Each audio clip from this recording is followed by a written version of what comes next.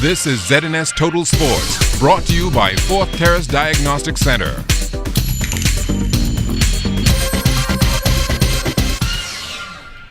Welcome to sports, everybody. After trials this past weekend, the B3As has named a 79-member team for the Carifta Track and Field Championships April 19th through the 21st in Martinique. The under-18 girls will be made up of Brian Bethel, Janae Ambrose, Shaquana Dorset, Donisha Anderson, Brashay Wood, Chase Cotter, Blair Catlin, Tiffany Hanna, Serena Brown, Aisha Taylor, Celine Thompson, Deja Moss, Andira Ferguson, Taj Dorset, Amber Ford, Shantae Russell, Charisma Taylor, Sasha Wells, and Dreshane Rule. On to the under-18 boys now. That team consisting of Dondre Rutherford, Keanu Pennerman, Kennard Roll, Javon Martin, Tyler Bowe, Henry DeLuz, Samson Colebrook, Justin Pinder, Benjamin Najman, Ronald Kemp, Devontae Mott, Aaron Ross, Mikhail Bethel, Tamara Green, Perry Adderley, Adrian Grant, Malik Stewart, Travis Ferguson, Julian Brown, Livingston Bromwell, Ken Mullings, Holland Martin, and Marcel Wilkinson. As for the under-20 girls named there, Alicia McKinney, Luciana Seymour, Marissa White, Shira Ferguson, Kiana Aubrey, Makia White, Talia Thompson, Wane Lewis, Nicole Callis, Janaea Heald, Lunice Gibson, Devin Charlton, Misha Newbold, Venetia Benaby, Mikhail Roach, Danielle Gibson, Taryn Roll, Brendia Ferguson, and Brittany Fountain. Rounding out in the under-20 boys, that squad includes Deidre Clark, Cliff Reese, Stephen Gardner, Ian Kerr, Janico Cartwright, Drexel Major, Kyle Higgs, Denzel Pratt, Theodis Johnson, Kendrick Thompson, Kelson Pierre Jr., Ashley Riley, Claudius Russell, Dorico Hinsey, Xavier Coakley, Dimitri Charlton, Ellison Greenslade, Laquan Nairn, Ashton Butler, and Kewan Culmer. Rudolph Ferguson is the head coach. He will be assisted by Corrington Cox. The selection committee went to the odious task of identifying, first and foremost, the automatic qualifiers, followed by recommendations of athletes that felt to be able to make a meaningful contribution to this year's Carifta team. Carifta has moved its numbers from a maximum allowable of 70 athletes to a maximum allowable of 80 athletes.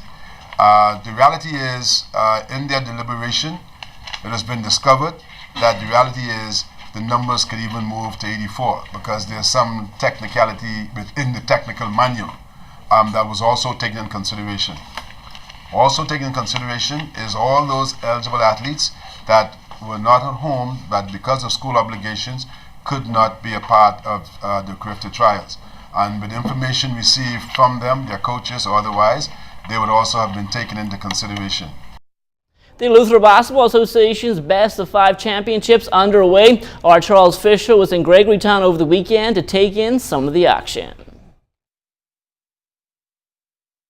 Anticipating an electrifying night on the court, a trip breaker resulted in power going off prior to the game, but BC was able to restore within the hour.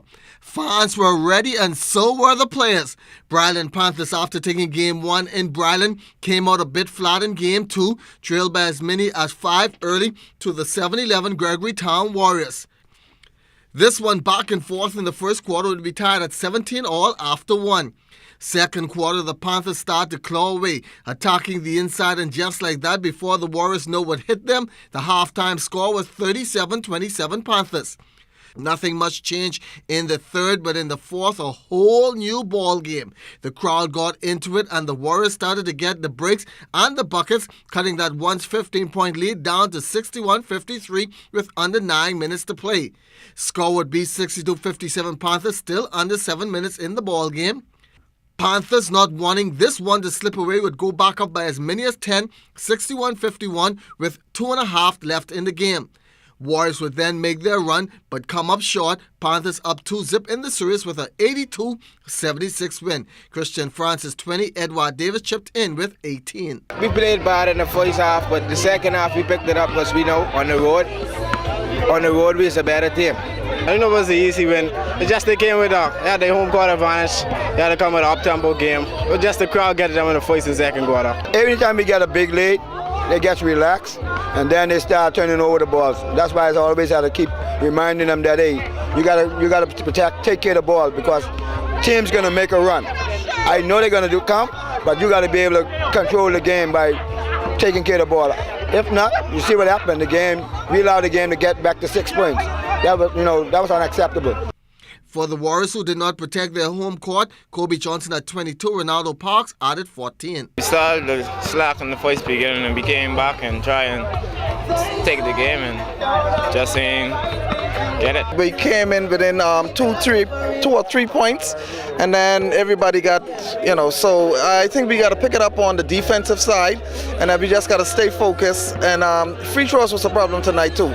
Game 3 is Tuesday night in Bryland, a must-win for the Warriors, or watch the Panthers celebrate. For ZNS Total Sports, I'm Charles Fisher. All right, thanks a lot, Charles. Well, the Bahamas Global Sports Organization, in conjunction with the Caribbean Sports Agency, is still in the process of identifying athletes for its Top 50 High School Basketball Initiative. And tonight, Kelsey Johnson speaks with one of the organizers to see how things have been going so far. You no longer have to guess who are your top basketball players in the country thanks to the newly implemented ranking system. The top 50 basketball athletes will be announced this summer. The list will include the best of the best in men's basketball. Players were scouted by a committee comprising of local and international basketball coaches. Marvin Henfield is the committee chair and explains exactly what the requirements were. This process started by us first going into by getting into watching games. I mean, that team that we have, we started evaluating kids first in their natural environment, in their season. We watched them play in tournaments. We've been to the Family Islands in Exuma, Eleuthera, Long Island, Grand Bahama, etc. So it first started by us watching games. After we watched the games, the next thing was for us to identify the kids that had the best kids within those programs. And once we made the identification process, the next step after this would then get into the evaluation. Henfield said a lot of persons were recruited, but only a few made the cut. All the kids were evaluated on a 115-point matrix, and that entailed us evaluating kids in 25 attributes, which was broken down into 13 intangibles and 12 tangibles. And what that basically means is we evaluated them on 5 core skills: passing, shooting, rebound, defense, and then there were subsets for those aspects, which were broken down and graded on a scale of 1 to 5. And so, for example, a kid, how well did he shoot the ball from the perimeter? What's his mid-range game is like? Ball handling? Can he handle the ball? Can he penetrate and get to the basket? Defense, team defense, individual defense. The ranking system will be accessible to all local and international coaches. The website will include players' biography and a couple of clips. It's absolutely paramount that we have this process in place. It's the first time ever that the Bahamas is going to have a ranking system that's going to clearly identify the kids and to be able to also help college coaches identify the kids based on their ability and their talent. Because what happens a lot of times, we have coaches come in and they go to events, and you can have an event with 100 kids, but none of the best kids are there, and it all comes down to coaches wanting kids that can play. Kelsey Johnson, ZNS Total Sports. All right, thanks a lot, Kelsey. Well, the Andrews Softball Association held an awards banquet this past weekend to recognize those who excelled during the 2013 season. And on hand to bring remarks was Sports Officer for North Andrews, Brian Clare, and President of the Bahamas Softball Federation, Burkett Dorset. Some 14 years ago, I approached my good friend, Mr. Burkett Dorset, on Fish Nose about Andrews participating in the round robin tournament in Nassau. And he told me to just bring the roster and they will register Andrews team free of charge. And from the last 13 years, North Andrews was the only family island team to participate in the round robin 13 consecutive years. Their success has been noted throughout the Bahamas. Winning now for the second consecutive year the Austin Knowles High School Championship for girls, and coming in second, I think, in the boys for the last 2 seasons. And that will do it for sports, but don't go anywhere. There's more to come after the break.